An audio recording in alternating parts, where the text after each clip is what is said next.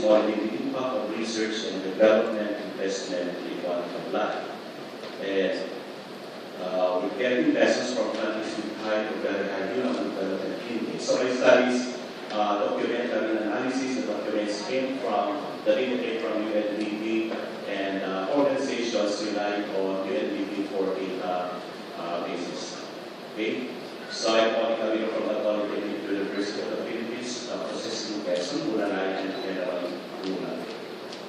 So the background of this study is that the Philippines has been lagging behind several countries in terms of human development index.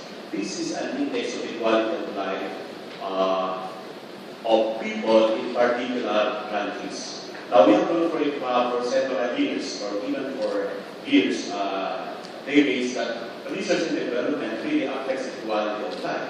But we haven't come up with actual quantitative measures on the impact of R&D spending or investment on the quality of life. Okay? So the challenge for the Philippines is what? To join the countries who have high, which have high to very high human development index. So the objectives of this study are threefold: describing the countries with high to very high human development index in terms of how much of the GDP is allotted for R&D endeavors in the country, as well as how many people are there in the country involved in research and development activity, and how ready is the country for technological development as measured by technological index, and to what extent does technological innovations reach the people in terms of technological achievement. So all of these things are assumed to influencing the quality of life of people in particular countries. Okay? So I am also determining the extent of the relationship between these predictor variables and then HDI. And the final objective is capturing into mathematical model the influence of these input variables on the human development index. Okay, so the theory supporting the studies one proposed by Joseph Schumpeter is telling that research in general and technological innovations in particular are interdependent in economic development. That is my theoretical support, which will be captured in quantitative or empirical proof later on. Research and innovations must continuous progress and improve the standards of living for everyone. So there's a source. Okay. So the methods employed by the studies of documentary analysis: one, I got the data from the www.master.com in terms of research and development spending by countries. It's dependent on UND also for some other data. Okay, I also got data from that same source about the research and development personnel in every country involved in the study. I also got the data on technological index as well as technological readiness of the country, technological achievement, and then from the UNDP, I got the Human Development Index. I isolated only 3 indicators of HDI, including health, education, and income. Okay.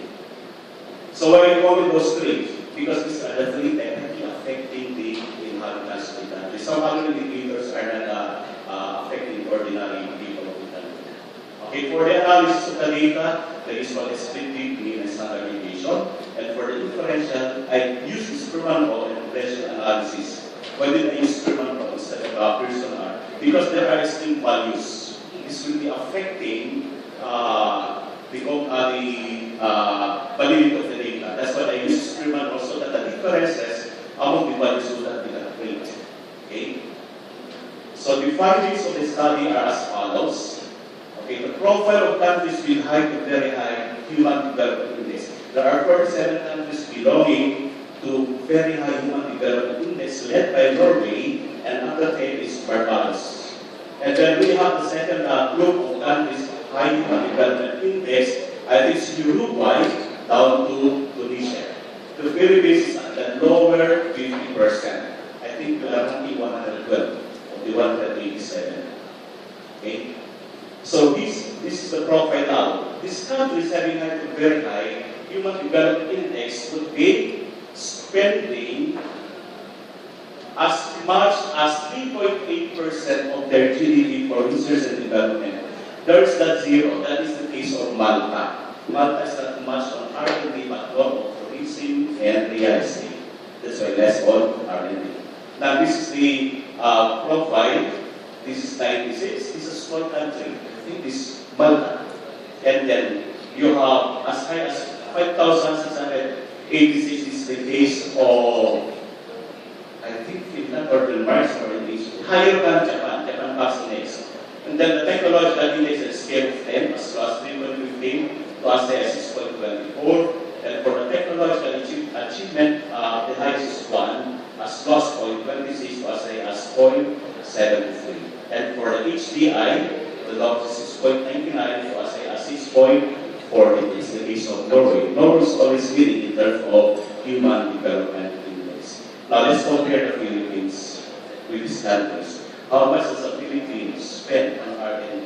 In terms of GDP, 0.2% only. And then in terms of R&D, we only have 156 R&D specialists per million Filipinos. Okay, you will be surprised how we need more. We need in order to join the trend of high human development. Mas isang nasa untog na lang tayo. And then for the technology index, 3.72, we can count. And then for technological achievement, 0.3. So we have bright people who can make innovations, but the innovations do not penetrate the lowest segment of the society, which is the case of the countries with high to very high human development index. Sinasarili natin ang mga innovations. We do not let them flow to the lowest segment of the society. Or we may be having these people involved in R&D but selling their innovations to foreign corporations. That may be a reality. That's not found out in the documents I studied, but that can be the reality. Why we have people like this, maybe they are in other countries. Okay, so continue. So the coefficients of correlations among the variables will exact quite but we can see here that the correlations are significant and are ranging from high to very high relationship. So what does it mean? All the core values are interrelated. You invest percent of your GDP, that translates into R&D specialists. And the R&D specialists make the country technologically ready, and the technological readiness of the country is indicated by people in the country having access to the technological innovations, who gains the technological innovations, and literate in terms of the technological innovations, in terms of bringing down the level of knowledge to the masses. So for this program regression analysis, Human Development Index, our thought is all predicted by 4 predictor variables, but by how much? By GDP alone, percent of GDP spent on R&D, 34%. Okay, when the second predictor variable was added to the equation, that's how many scientists or engineers we have per million Filipino, the model shows greater prediction of human development index, almost 54. So you see now people working in R&D increases the HDI of the country.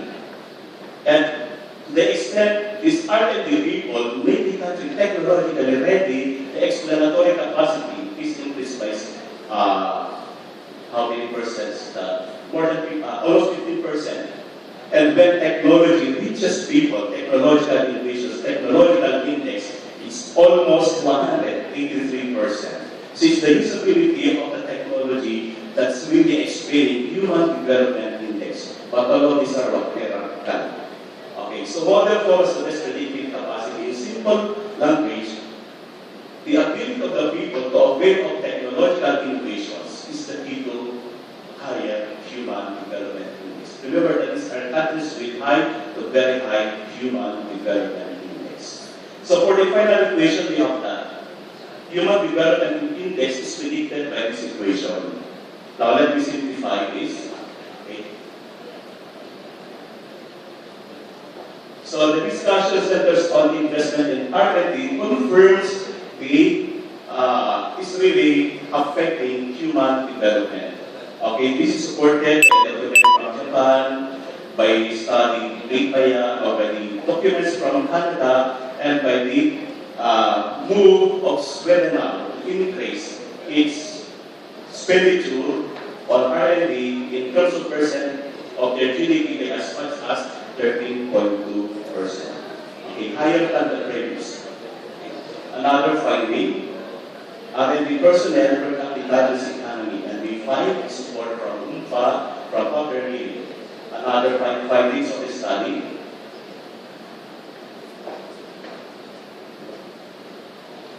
the extent to which people have access to technological innovations also defines their quality of life. As shown by the study, countries with very high are enjoying technological innovations. Okay? It can be construed that knowledge and technologies will forward. The knowledge of experts being brought down to the level of the ordinary people is affecting their quality of life. So we have the phenomenon of technological spill over or knowledge spill over. I think in some countries the tendency is to preserve the knowledge in the academy as the power base. Okay, the positive impacts of technological innovations on people's lives is mediated by accessibility, affordability, and user-consumer friendliness. So let's look at the lessons of the findings for the Philippines. So given this quantity, okay, how many R&D? I will focus on R&D first because this is our direct concern here. If we are in the universities or colleges. So look at this. This is computed using SPSS, and then we go up to the computation. If we are going to substitute values in the equation, how much more R&D specialists do we need? Remember, we don't have 156 per million Filipinos. We have to have additional 991 R&D specialists. So we need at least by rounding of 1,146 R&D personnel per million Filipinos. This is a challenge to all of us in the HDI. Okay, then what's the challenge? Lessons from other countries. Korea, for example, in authored by Naismith in 1990, Megatrends 2000. We have there the facts saying that Korea's comparative physics universities, more than 3/4 of them, are all affiliated with industries like Hyundai, Daewoo, and Samsung. Okay? We have 4 universities compared to Korea. Okay, many universities are specialized, focused on the development of resources. I saw this university when I was working in Saudi Arabia. The Infant University of Petroleum and Mineralogy, that's their focus on me. In the Philippines, our universities offer a broad spectrum of courses. Okay? States pump in more resources or even establish R&D universities, as in the case of the King Abdullah University of Science and Technology. You can open their website and you will be attracted by their incentives. Now, here is the documentary evidence from a study made for UNESCO by this group. It's over China. So research universities tend to benefit from differentiated academic systems, so that is a specialization rather than being comprehensive. Okay? As already noted, all the world's top universities are research-intensive institutions, and the academic system seen as centers are those with strength in research. And to be world-class, universities should less emphasize teaching, should less emphasize public service, should less emphasize providing access to underserved population or other social services. Therefore, universities should not be welfare agencies of the government. Okay? So, other implications for the Philippines, let's look at the USD Accelerated Science and Technology Human Resource Development Program in terms of access. How many can access? Someone has access, a friend of mine, she's already designing an experiment, but USD will not give this much for the experiment. She needs more. She asked for sponsorship. The USD that cannot provide any sponsorship. Okay? The ASM science-oriented, not-oriented high school graduates, where do they go? We have high schools with science-oriented, math-oriented curriculum where they go. Philippine Science School has expanded to the regions. We should have increasing R&D personnel. Where do they go? And finally, probably one thing is we can extend down to the elementary, the science-oriented and math-oriented curriculum so that early life there is already the formation of attitude towards science and technology. Thank you. I really like your research. But I have a question, it's just a side comment. You know for a fact that our problems in the Philippines is the bottom line is always financial support. Like this, the reason also why many people are going to other countries because we want better opportunity. That's why I think this has something to do with the plans the government is supposed to do. But we have people in government in terms of data probably that can be even further to be channeled into more focused, more visionary entities in the society. Congratulations, sir. I really learned a lot from your presentation. And of course, comment further. I have a question. I just want to tell you that this is based on my experience. When I way back 2011, I was looking at the university. There's a presentation there. The owner of the research which is actually their main office in the Philippines, and 90% of their employees are all scientists and all Filipinos, and the owner is in fact Malaysian. Yes, and he said, according to him, you know what is bad in the Philippines is that they more focus on software development, not in hardware development. So I think maybe perhaps the government should look into this to be more focused on developing more hardware, robotics, machines, and so on.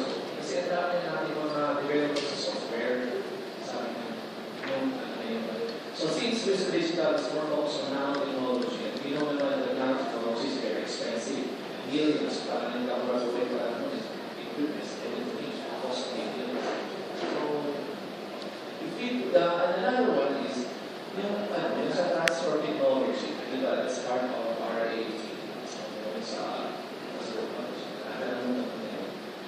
some of the companies basically are afraid of transferring the technology to the one who actually buy the particular technology. And also, sa effect naman ng mga gumagawa ng mga technologies, ganoon din yung afraid daw sila. Kasi I own it, hindi pwede transfer sa iyo. Oo, pero yung transfer technology dapat transfer mo yun. Pero kung meron ka gawin na innovation, yun yung original inventor of that. So siguro yun yung mga medyo hindi klaro sila. I think in terms of view is conception of that, it's a matter of translating. For example, problems sa Pilipinas a policy. For example, it's easy for the government to create a university despite lack of resources, lack of qualified personnel by virtue of the public economy. I am a congressman, join me so that I can also support you when your state college done in your province would like to be converted in SUC. The point is, we have government universities which are diffused in terms of program, in terms of services. Kaya what's being noted by that paper from UNESCO, world-class universities are what? Focused, smaller, research-oriented, not welfare agencies. And let me factor to the top parts of the government. When it is a private school applying for a university status, dadaan sa butas ng tayo. So we have that dichotomy in terms of standards. I will not have any questions. Sir, my salute to your very significant research study. Now, sir, I just want to say is that can you make an effort that your research reach those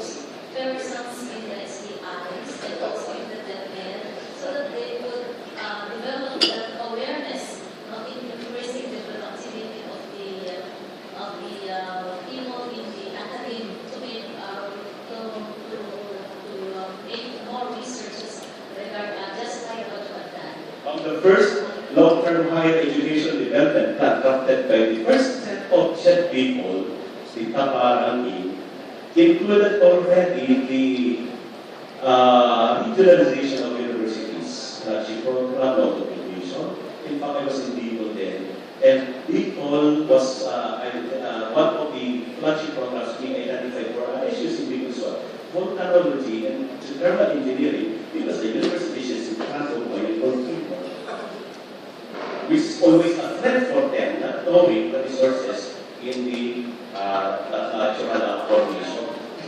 Now we have the second higher education development plan. I don't know if this is contained. Sir, congratulations for doing that research. I particularly like the conclusion part where there is less focus on public service orientation or the poor.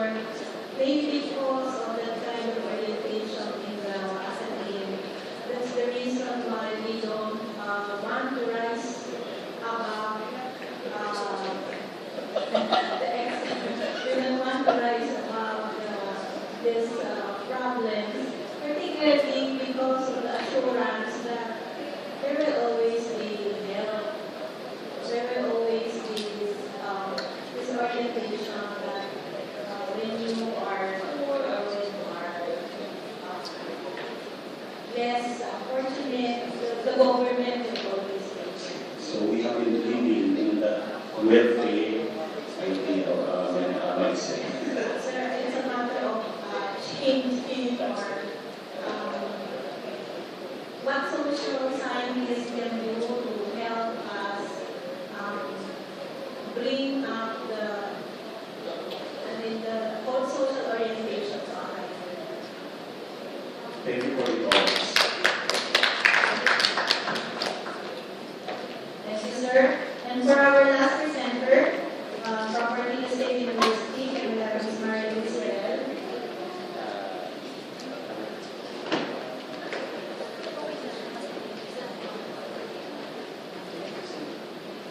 Good morning po sa mga.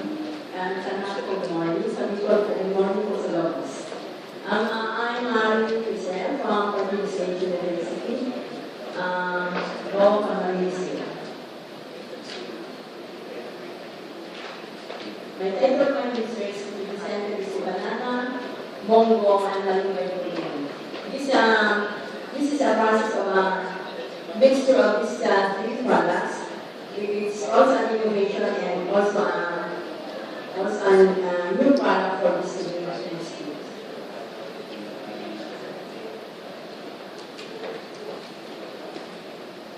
Okay, the introduction we have this aim to produce banana, bongo, and malunggay podo and determine from conducted to determine Hindi siya talaga yung talagang hiwa-hiwalay pa siya. Hindi pa siya talagang mas products were related by students, 2,000